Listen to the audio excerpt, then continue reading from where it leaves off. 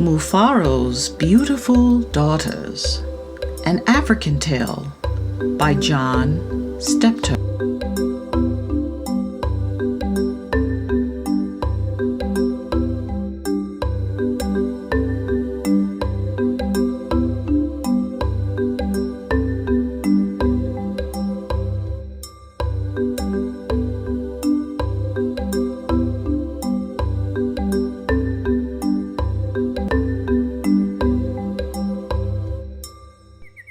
A long time ago, in a certain place in Africa, a small village lay across a river and half a day's journey from a city, where a great king lived.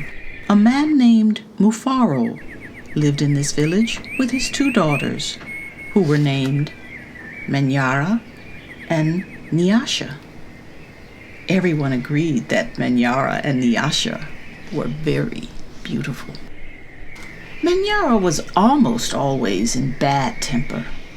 She teased her sister whenever her father's back was turned, and she had been heard to say, "Someday, Nyasha, I will be queen, and you will be a servant in my household." "If that should come to pass," Nyasha responded, "I would be pleased to serve you. But why do you say such things? You are clever and strong and beautiful. Why are you so unhappy?" "Because everyone talks about how kind you are, and they praise everything you do," Manyara replied. "I'm certain that father loves you best. But when I am queen, everyone will know that your silly kindness is only weakness." Nyasha was sad that Manyara felt this way, but she ignored her sister's words and went about her chores. Nyasha kept a small plot of land on which she grew millet, sunflowers, yams, and vegetables. She always sang as she worked, and some said it was her singing that made her crops more bountiful than anyone else's. One day, Nyasha noticed a small garden snake resting beneath a yam vine. "Good day, little Nyoka," she called to him. "You are welcome here. You will keep away any creatures who might spoil my vegetables." She bent forward, gave the little snake a loving pat on the head, and then returned to her work. From that day on, Nyoka was always at Nyasha's side when she tended her garden. It was said that she sang all the more sweetly when he was there. Mufaro knew nothing of how Manyara treated Nyasha. Nyasha was too considerate of her father's feelings to complain, and Manyara was always careful to behave herself when Mufaro was around. Early one morning, a messenger from the city arrived. The great king wanted a wife. "The most worthy and beautiful daughters in the land are invited to appear before the king, and he will choose one to become queen," the messenger proclaimed. Mufaro called Manyara and Nyasha to him. "It would be a great honor to have one of you chosen," he said. "Prepare yourselves to journey to the city. I will call together all our friends to make a wedding party. We will leave tomorrow as the sun rises." "But, my father," Manyara said sweetly, "it would be painful for either of us to leave you, even to be wife to the king.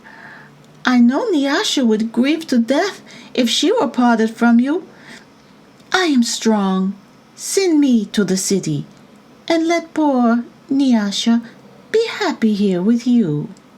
Mufaro beamed with pride. "The king has asked for the most worthy and the most beautiful. No, Manyara, I cannot send you alone. Only a king can choose between two such worthy daughters. Both of you must go." That night, when everyone was asleep, Manyara stole quietly out of the village. She had never been in the forest at night before, and she was frightened. but her greed to be the first to appear before the king drove her on. In her hurry, she almost stumbled over a small boy who suddenly appeared, standing in the path. "Please," said the boy, "I am hungry. Will you give me something to eat?" "I have brought only enough for myself," Manyara replied. "But please," said the boy, "I am so very hungry." "Out of my way, boy! Tomorrow I will become your queen. How dare you stand in my path?"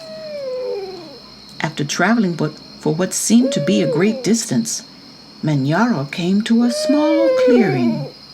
There, silhouetted against the moonlight, was an old woman seated on a large stone.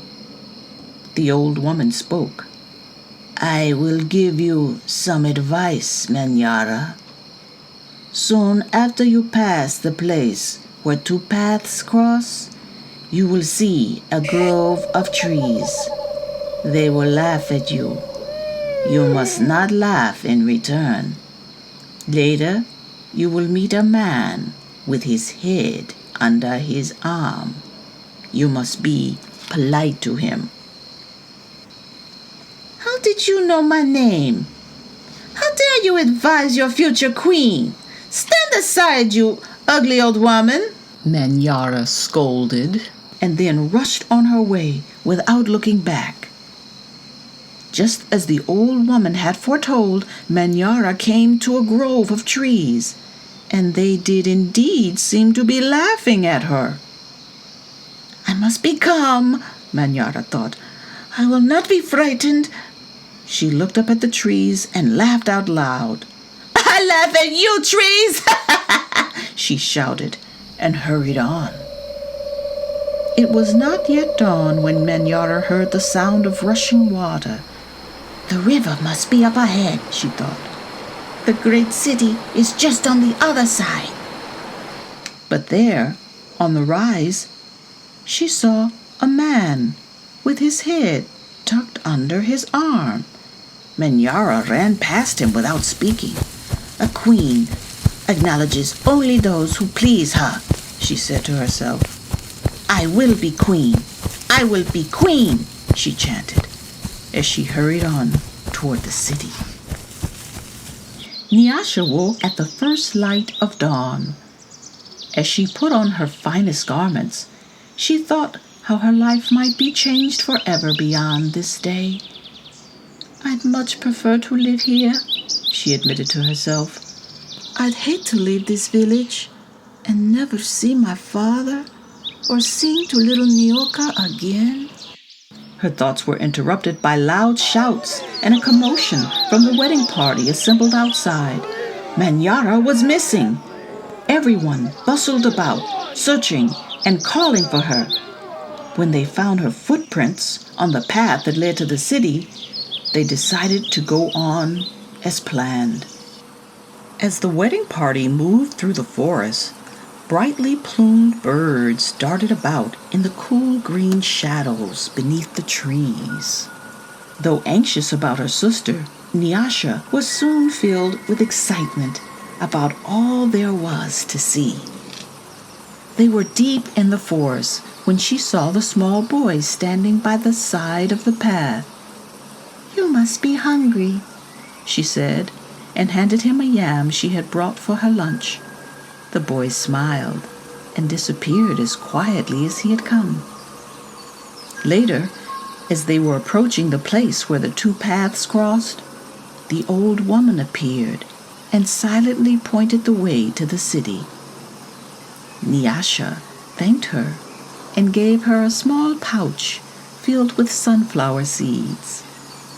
The sun was high in the sky when the party came to the grove of towering trees. Their uppermost branches seemed to bow down to Nyasha as she passed beneath them. At last, someone announced that they were near their destination.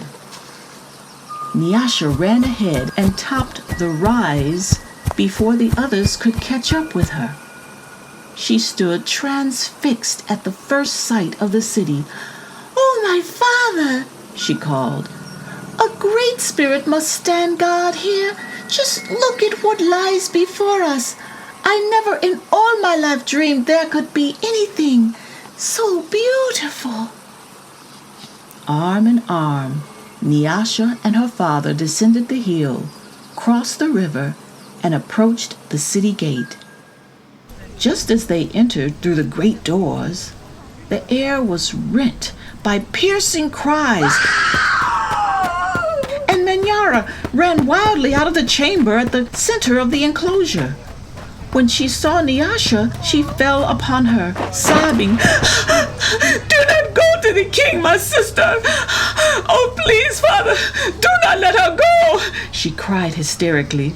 "There's a great monster there, a snake with 5 heads. He said that he knew all my faults and that I displeased him.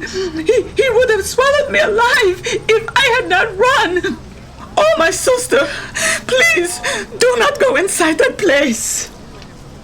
It frightened Nyasha to see her sister so upset. But leaving her father to comfort Manyara, she bravely made her way to the chamber and opened the door. On the seat of the great chief's stool lay the little garden snake. Nyasha laughed with relief and joy. "My little friend," she exclaimed, "it's a pleasure to see you. But why are you here?" "I am the king," Nyoka replied. And there, before Nyasha's eyes, the garden snake changed shape. "I am the king. I am also the hungry boy with whom you shared a yam in the forest, and the old woman to whom you made a gift of sunflower seeds. But you know me best as Nyoka. Because I have been all of these, I know you to be the most worthy and most beautiful daughter in the land. It would make me very happy if you would be my wife." And so it was that a long time ago, Nyasha agreed to be married. The king's mother and sisters took Nyasha to their house, and the wedding preparations began. The best weavers in the land laid out their finest cloth for her wedding garments. Villagers from all around were invited to the celebration, and a great feast was held. Nyasha prepared the bread for the wedding feast from millet that had been brought from her village.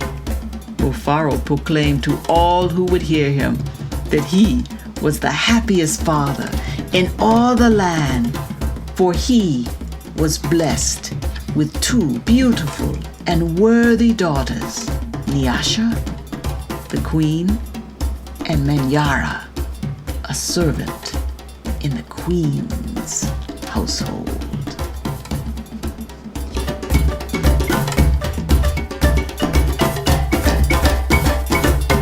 The end.